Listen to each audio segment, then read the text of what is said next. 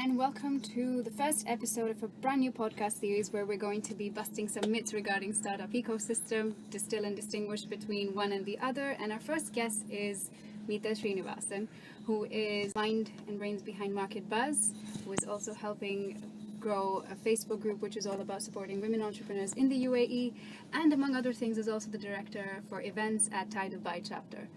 Thank you so much for joining us, Mita. You're most welcome. I'm quite happy to be here. Thank you. Now, these are things that we can make out from your social media profiles and other information available on the web. And mashallah, since you are very active, how would you describe your day-to-day role as all of these people who handle these things?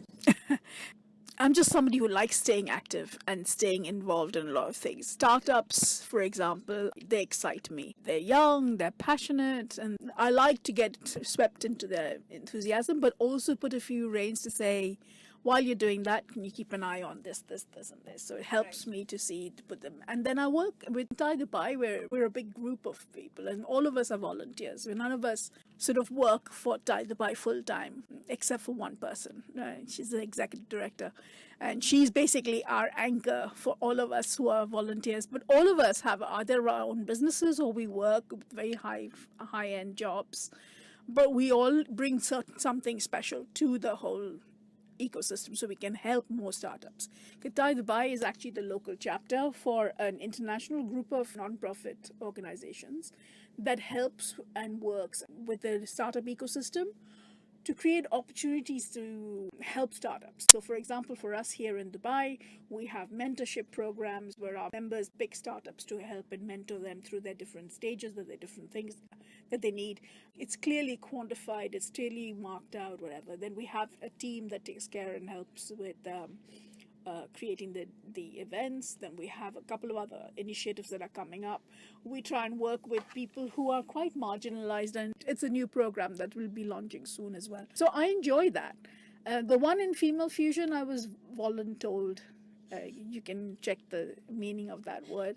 Was voluntold by the person who actually set up the group, and it's basically a whole bunch of women who are either set up their own business or about to set up business and need to understand, invent, and look for resources to help with their journey. So I do that as well. I mean, when I'm on social media, I'll have a quick look and see once or twice a day and see what needs to be done. It's a group that basically evolves on its own and helps itself. Why just between me and Kelly, who owns the group, we sort of nudge it along and make sure it doesn't break any rules. And then Market Buzz is my day job, really. It's a business that I started about 15 years ago. Mm-hmm. More than that. I think it's about 18 years ago. And basically what we do is we do comms. And we do help work with a few startups who are switched on enough to realize that, hey, PR is a good area to invest a little bit of resources and money and time on, which very few do, which is surprising. And we also work with a lot of B2B techs, which are international names around here. Fantastic. Sorry, that was a little longer than you expected, I guess. No, I don't think there was any expectation to where that introduction would end, but it's very impressive. But actually, to sum it up, really, I don't have a very set routine for anything, except that I get up in the morning and I probably check social media a little bit to see what emails I've missed out or whatever and catch up on all of that. Set myself a target of what needs to be done, and then there are certain days which are writing days when I switch everything off, so I need to get writing because I have to do a lot of research, I have to do a lot of reading to create content for my clients, for myself, for Thai, for everybody. Mita currently has close to 9,000 followers on Twitter as of now. By the time this goes up, it might cross that number as well. How are you able to distinguish between who you are as Mita, who is interested in 10 different things, and yourself as a company which works with startups? How do you tend to draw the line, or do you take both of them together? Well, the thing is, one is essentially a part of the other, really. The only difference is when I'm putting Market Buzz on, I'm very clear because that's a commercial proposition. And then when I'm talking about that, then I have a very clear head. So when I'm talking to somebody about that, then there's very clear because I have a very clear contract with these people. I have clear deliverables, what I need to do, and I work on that. But there's some ways where there are overlaps, of course. If I'm working with a startup and I see an opportunity as a Thai person for them to be helped, why not? I'll put them in touch with the thing. I mean, at the end of the day, that's what supporting an ecosystem is all about. So there are the odd crossovers, but yeah, one is essentially a part of the other. I never get involved in a project or take on a client that I don't feel strongly about or passionate about. I can't do PR or communications for somebody I don't believe in.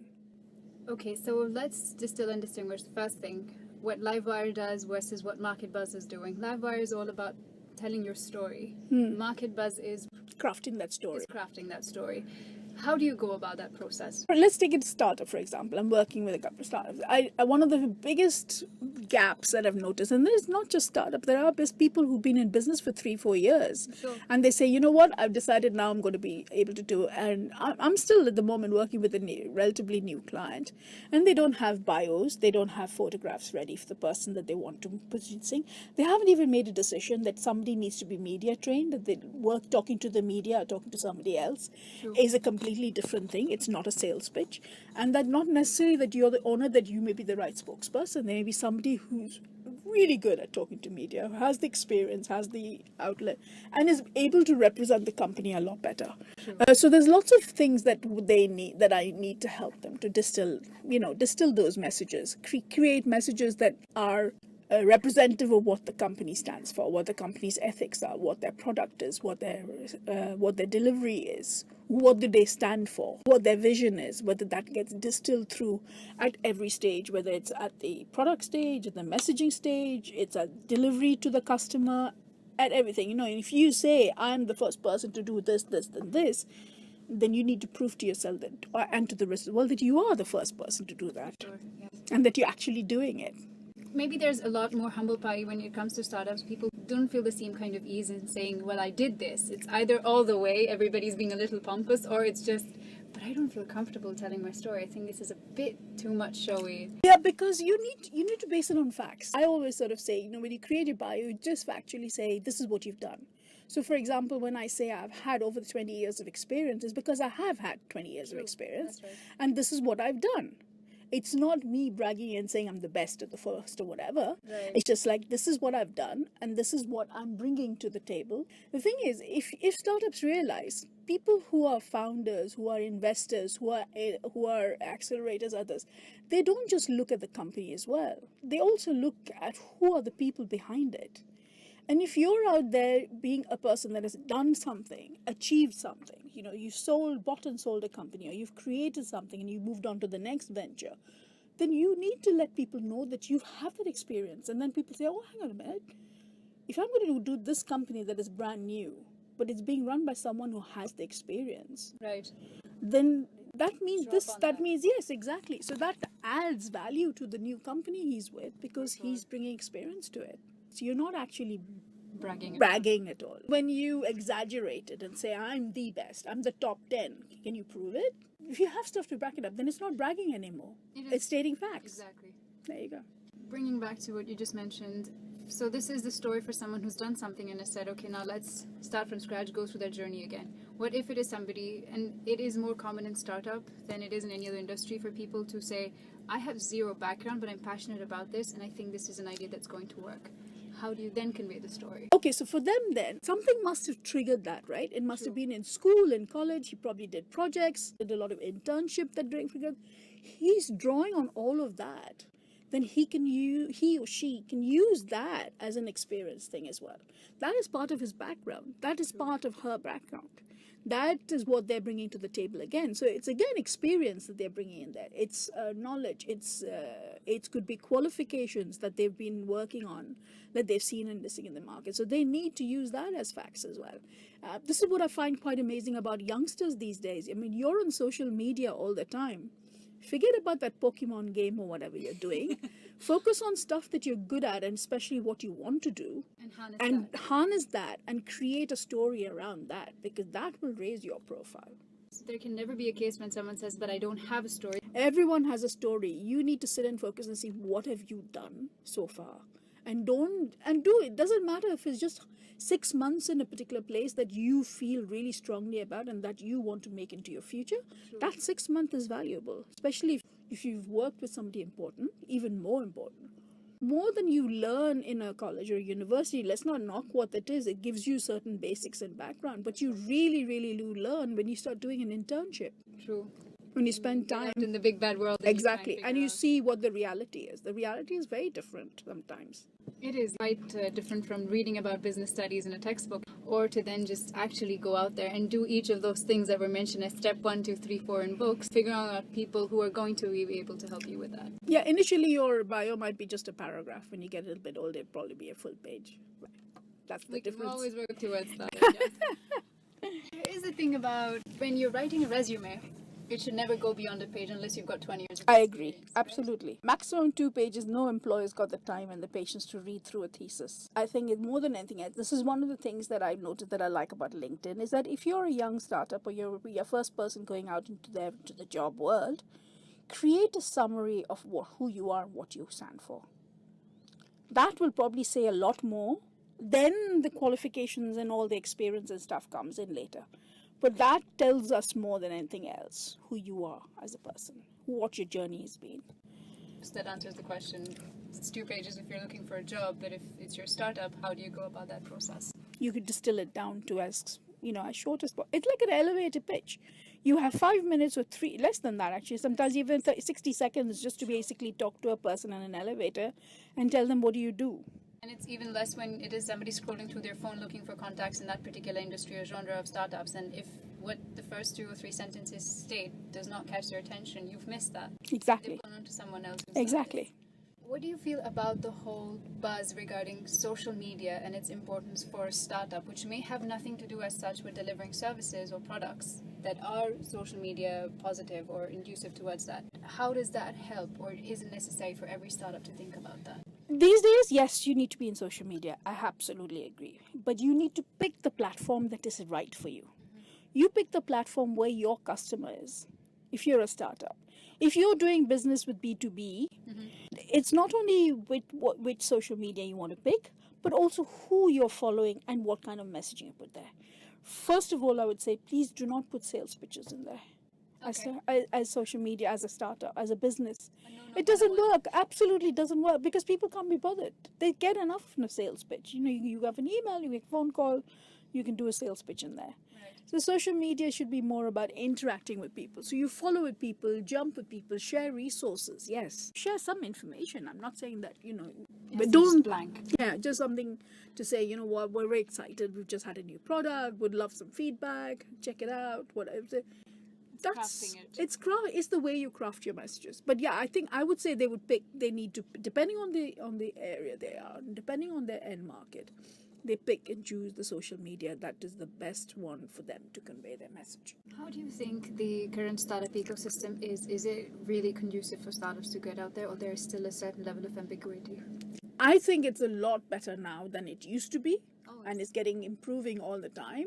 There's a lot of resources that are put in there. There are lots of places that are enabling a lot of startups. The only ambiguity is probably in the minds of the startup. It's where do they go? What do they do? If they talk to people like us at Thai Dubai, etc., attend events and stuff, sometimes they're so bogged down with running or setting up of the business that they don't take time to learn and exchange with people. Networking and learning is also very, very important, because every time you spend at least a day or a couple of hours a week networking with people, getting outside influences in, getting outside input in, learning about stuff that people are doing in their peers. It could be people in other startups, but wherever you're learning lessons, they tend to neglect that, and I think that's wrong. But otherwise, information these days is very easily available. There's a lot of resources out there that's available. When I started in 2000, there was hardly any information there. Now there's a lot more. For sure. We're recording this at the Youth Hub. This did not exist 2 years ago. Yeah, exactly. So, do you think there are maybe one too many events, or is it all about how you choose what event you need to be at so that you're able to speak to or network with people who are more in line with? There's no such thing as there are too many events, because each event, each organizer probably reaches a different ecosystem, probably reaches a different demographic. And this is a huge society. So it doesn't matter. So if you're on 10 of them, then you pick and choose the one you want to go. Right. But if you're not, and then go and have a look and research and see what events there are. You should follow magazines like Entrepreneur Middle East, Startup Arabia. There are a couple of others that are there online. They have a list of events all the time. So you can go in there and have a look and you'll see what kind of events. And these guys themselves organize their own events as well.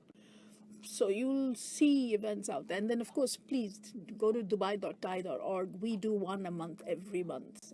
We just did one and we got funded. Let's talk about the Thai summit that's coming up.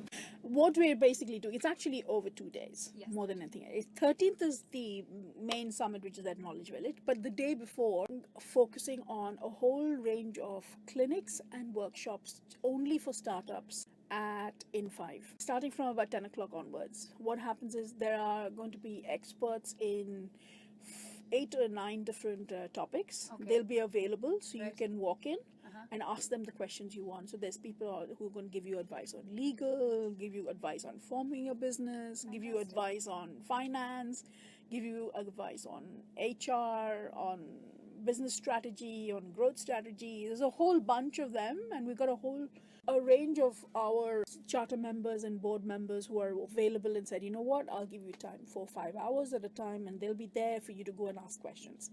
Plus, we have 2 workshops that we're running. One is not so much a workshop, but we're going to be doing pitches for mentoring to take on who we're going to take on for mentoring. So we're going to select our next batch of startups that we're going to mentor. The next cohort, that's the word. And then the other one is a workshop that was organized by Potential for what they call their Hadaifi program, but we're going to basically expand it and open it up to all startups. So you can go in there and get basically tips on how to hone your startup in all the different programs, get your basics right, get your marketing, get your growth strategy, and all of that together. And so you have that as a workshop, but you also have the clinics where you can do very specific questions about yourself. And then we have 2 roundtables that we're doing. One is on the future of food and one is on the future of tourism. That's on day 1. And then the day 2, we have a whole lineup of people, of panels. We're talking about corporate entrepreneurs. We're talking about... It's a free event? It is a free event, but you need to go in there and register yourself, and you need to fit a certain amount of criteria. There's a question that you need to fill in, and then once you do that, then you're through. You're to through. The next round. Yeah. Because the venue, which is in the Knowledge Village, can take about 300-350 people. Which is never too big when you consider the startup ecosystem here. It's always... exactly. UAE has been ranked number 19 in the ease of doing business in the recent report. What kind of steps do you think the local government leadership can take in order to push that number up in the coming years? I think they're doing quite well already. There are a couple of areas where I think the private sector probably needs to step up a little bit more. The government sector has probably done quite a bit on doing relaxing regulations, etc. But maybe there are certain areas that they could do. I think one of the key areas that I see is in banking and finance, which is a hard job for a lot of small businesses to even open an account. Forget about actually doing the transaction. Biggest source of trauma. It is, and I see it all the time. So I think payment and banking is probably one of the areas that I think. But I know that there is stuff that's being done. Quite a number of Instagram stories of people just sitting and waiting at the bank. It's just them and the wall in the background. How do you see the ecosystem changing in the coming number of years? The needs will evolve, the needs will change. So according to that, the different types of businesses will change. How we interact, we communicate a lot better now than we used to do 10 years ago. And so 10 years down the road, that will change even more. With 5G and all of these, the infrastructure will change. So with the Expo 2020 around the corner, so a lot of the infrastructure will probably be a lot more upgraded. So with everything that changes, with every evolution, there's always new opportunities. So I think that, yes, there'll be new opportunities. Hopefully by then, a lot of the problems that are there'll probably be a fresh set of problems by the time we come around another 10 years. But those solutions will figure themselves out. Exactly. Yeah. If there are top 3 tips that you would give to someone who's approaching market buzz and they have absolutely no idea how to craft that, what would those tips be for them? Well, at least have the basics of your company messages ready. Okay. Create a profile for your company. If you had about 60 seconds to tell somebody what you do, that's what your profile should be. Talk about in a nutshell. It's about us, but in a distilled down message. Okay. Have very clear priorities as to who will be the person that will represent you, Okay. what kind of messages you want to send out there. That's about it. And have a clear vision about where you want this PR to take you or your communications to take you, and pick the right channel. I mean, if you come to Market Buzz, of course, as a agency, we'll probably explain and look at where you should be and where you need to be, but still. So have your elevator pitch for different platforms ready to go. Have your expectations of what you want from the PR first. Sure. PR is not a magic wand. How we wish. So, it needs a lot of work, a lot of interaction, a lot of regular meetings to get the story right. Get the story right. Because it'll always be my understanding of your business versus the actual business that happens. Because PR is not about just media relations these days. It's about everything, including talking to your own community. Thank you so much, Mita. This was so kind of you to take time and to have this You're podcast most with welcome. us. Thank you so much. And we hopefully, I think we'll probably sit down and demystify some more once the comments and tweets and everything about it comes through. If you could just state all your social media profiles so people can go follow you. The easiest way to get in touch with me is Twitter. That's how we got in touch. Yeah, exactly. So it's at Mita56, MITA56.